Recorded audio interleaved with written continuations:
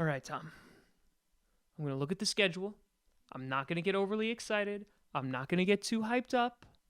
We're going to approach this schedule rationally, and we're going to be fair with all of the games, with the wins and losses. We go to the Super Bowl, baby! Packers are moving on. Aaron Rodgers has done it. Grossi Posse Packer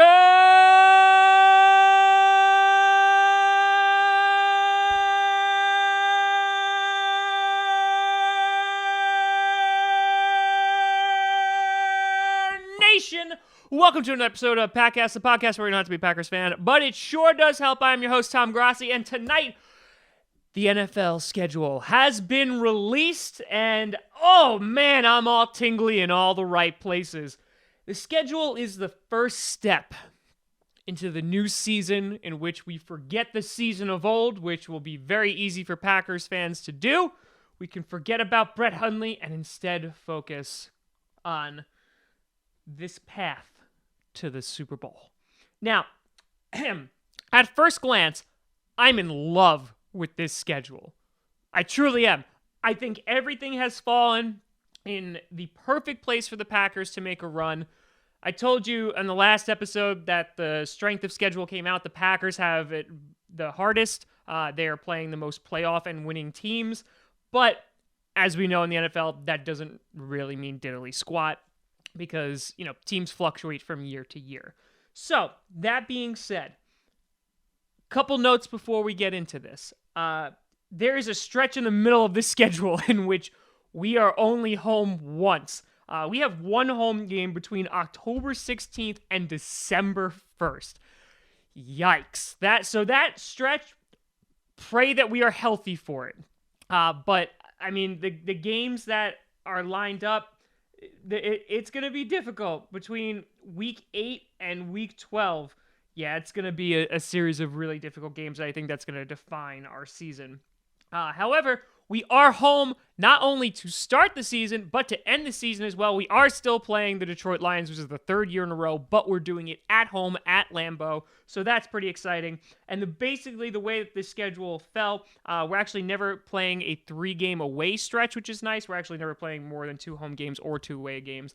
And so the thing I'm most excited about, to be honest, is week 7, we have our bye. That's right in the middle of the season. And so it's that time where players can relax, they can recuperate a little bit. We usually need the kind of in the middle bye because I hate when you get like the week 4 byes because then it's just the longest stretch of the remaining games, 13 games. So with that being said, let's do it. Week 1. We on Sunday Night Football, baby. We on that prime time against the Chicago Bears at home. Oh, man, that's awesome. Now, even more exciting, the fact that the Bears are playing the Packers Sunday Night Football opening week is the fact that it's not the Giants and Cowboys for Sunday Night Football. I cannot be the only one who is so sick and tired of seeing those two teams year after year after year opening up the season for Sunday night. It has just become so mundane and so boring.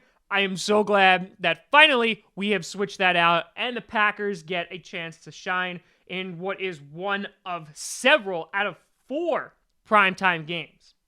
I'm sorry, am I wrong? No. Yes. 1, 2, 3, 4. 5 primetime games. So if we're going, let's do a little predictions. Let's go a little fancy in here, because why not? So week 1, Sunday Night Football, opening at Lambeau Field. Chicago Bears coming in. Is this even a question? The Packers are taking the win. Boom. That's a W. Week 2, because why not open up against 2 division rivals? And again, they come into our house, and that is the Minnesota Vikings. Now, the Vikings... This is going to be a game. This is going to be one hell of a game. I would not be surprised if it comes down to week 12 with this, which is another Sunday Night Football game against the Minnesota Vikings, that they're going to be the team that is neck and neck with the Packers this year. with the addition of Kirk Cousins, they're keeping some key people on defense. They have Cook coming back, and this is disgusting to say, but I see the Vikings doing well again, and it will be a battle for the NFC North, one that will obviously win. And so, that being said, Aaron Rodgers gonna get a little revenge. And so, that being said, I'm gonna say we're gonna knock off the Vikings week 2. Boom, give me the W. Now, week 3, our first away game is at Washington. So here you see the man that should have been picked first, but thank God he wasn't in 2005, Aaron Rodgers, versus the other guy who was picked first, Alex Smith. Alex Smith, the newest addition to the Washington Redskins. I am not afraid of Alex Smith. And now I know it's the whole, he can't throw it deep. Alex Smith was incredible last season, but I'm just not afraid of any of the weapons that the Redskins have. I think the Packers offense should be able to shut him down. And so, boom, W. Not only were we beating Kirk Cousins in week 2, we're then beating his former team. You like that? I do. Now, week 4, we're bringing in Buffalo. So the Buffalo Bills are coming to town in what should be a low-scoring, brutal game. But again, the defense is not the same as it was. You also have a lot of uncertainty in what's going on in their quarterback situation. LaShawn McCoy is at least 605 years old. And so I think if the Packers offense is able to get it going, the Buffalo Bills will fall to the Green Bay Packers, giving me another W. And guess what? Even if I'm wrong, there's no accountability on this show, so it's fine. Then we go to our second away game, and it's another division rival, and that is the Detroit Lions. So we're going at Detroit. I don't see us losing to Detroit this year. I mean, they should be able to put up a fight, but I trust, as long as Aaron Rodgers is healthy, I trust a very healthy Aaron Rodgers. Put that up against the Detroit secondary any day of the week. So I'm going to give myself another W. And look at that. We're 5-0, already on our way to the Super Bowl. Now, our second primetime game in week 6, we play in that Monday Night Football against the up-and-coming and undefeated Jimmy Garoppolo San Francisco 49ers. Now, the 49ers, I expect them to be pretty good. They got Richard Sherman on their team. They got Jimmy Garoppolo. I'm sure that they're going to be adding a wide receiver threat in the draft. I think this is going to be one hell of a game. I am very excited, and I think it'll be a high-scoring game. It'll be fun to see Aaron Rodgers play against Richard Sherman again. This is I don't know. I wouldn't be entirely surprised if the 49ers are able to knock off the Packers. So, you know what? Just to be safe. Oh, wait, no, it's in Green Bay. Never mind. We're not playing it safe. I'm going to give them the W because why not? Because, listen, it's in Lambeau. Jimmy G, he's not used to it. He's going to get a little cold. I don't care if he's from New England. He was on the bench. He was warming up. Coming from San Francisco, it's nice and warm, nice and hot. Rent is really high. Well, now you're coming to Green Bay where you could buy a 5-story house for like $100,000 because it's -5 degrees 10 months out of the year. So, boom, how do you like them real estate apples? Week 7's our bye. Very happy about that. Like I said, right in the middle of the week, right in the middle of the year, something that I love to see. So, when we come out of the bye, that's when our hell season begins. So, the first game, week 8, is at the Los Angeles Rams. And holy crap, man. The Rams are in like the Broncos mode from a few years ago. Let's just throw money at everybody. Our defense is going to be the scariest thing since they started putting avocado on toast, but equally delicious.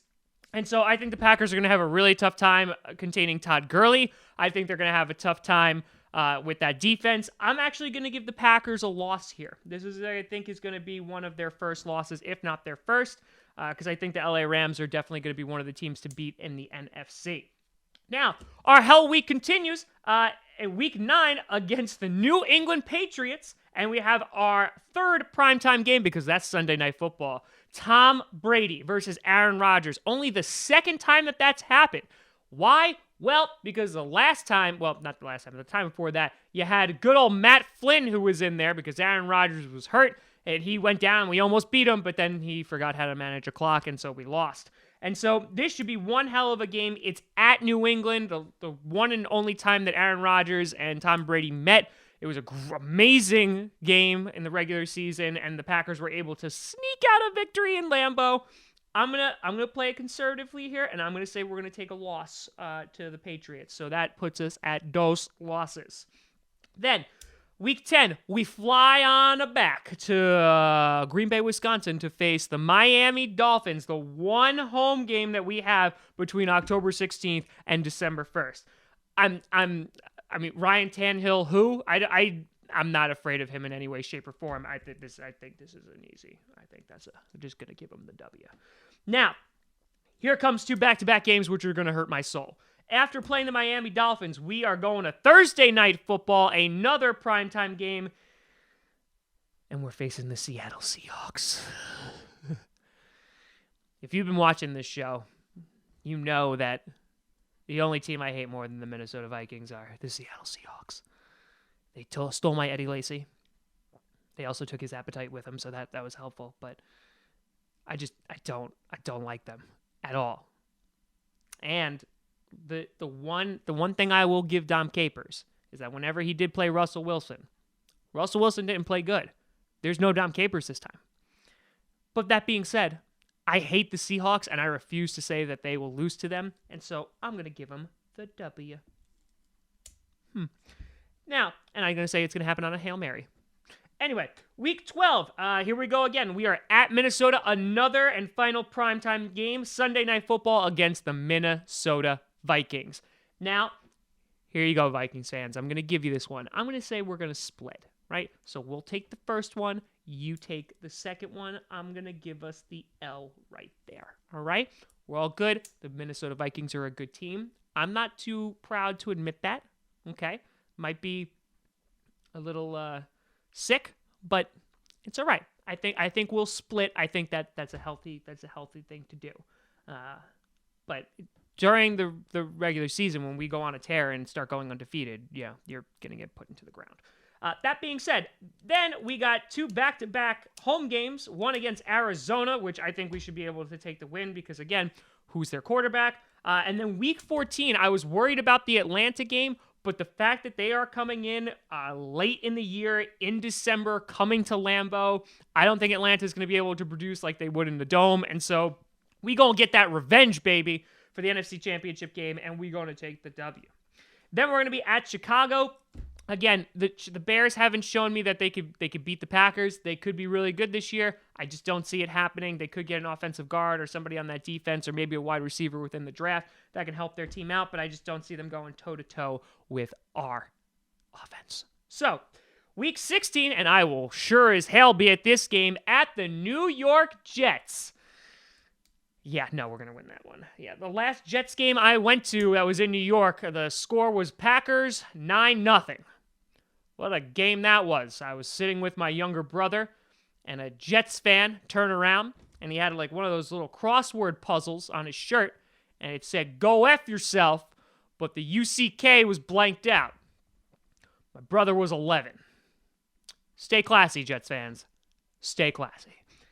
And then finally, at the end of the year, welcoming Detroit back to Lambeau to get their asses handed to them, I'm going to give them the W. And by them, I mean the Green Bay Packers. So if we just tally this up real quick, it's a uno, and it's a dos, and it's a tres. So I see us losing, and probably every single team out there except the Browns is doing the same exact thing.